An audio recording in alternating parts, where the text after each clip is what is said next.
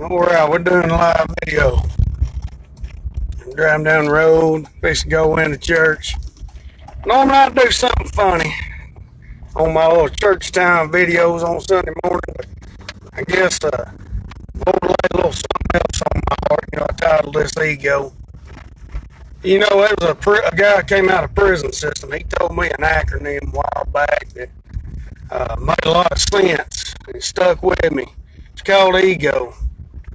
And he said it's called easing God out. Maybe you're out there today and you're going to see this. Somebody share this with you. I don't know, what'll happen.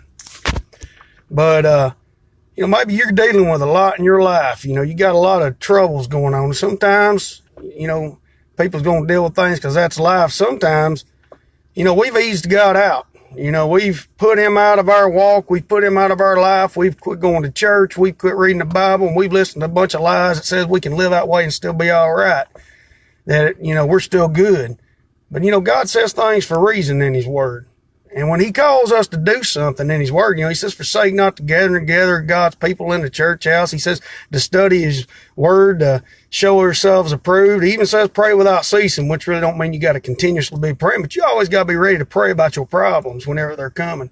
There's things he's put in his word that are tried, tested, and true. And, if you're not adhering to that word, don't feel like you're in the right, And if you're listening to this and you're mad, or you're listening to this and you're feeling, frustrated with it, maybe the Lord's talking to your heart today. And I'm not telling you, come to my church or whatever. I'm saying go to some church, have something to do with the Lord, again in your life.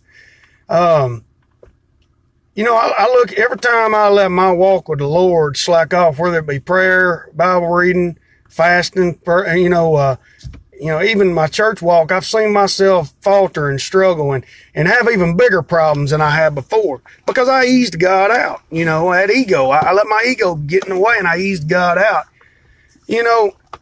I don't plan on making this a long video. It's just be I'll probably do another funny video like I try to do, later on. But, how many of us have eased God out of our lives? We've let the ego take over and we've eased God out. Maybe you're sitting here listening to this today and you're wondering why your life's in a mess. Maybe you've eased God out. Maybe you've took his place in your life, or somebody's took his place in your life, or something, or some job, or some relationship or situation. Maybe your kids have took his place in your life. Jesus is supposed to be number one in your life. And maybe you don't like what I'm saying today. Well, I don't really care. I ain't never really care what people think. I'm just saying what the Lord lays on my heart. Somebody may come in here and throw a smart aleck comment. You go ahead. I don't care. I say what the Lord lays on my heart. I'm at that point in my life, we say too much to please people and not enough of what needs to be said, And if you know me, sometimes I say a whole lot of things that people don't like to hear. But maybe we've eased God out. Ego. E-G-O. Easing God out. Like I said, a guy from prison told me that one time. He was going through a program, and that's the thing they told him. Go to church somewhere today. Heck, if you ain't going to church nowhere, there's plenty of churches doing live streams. You can watch that, and maybe you can ease God back in with that. We got a live stream today.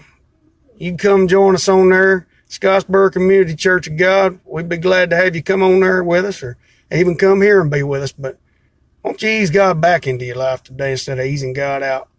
See y'all later. Bye.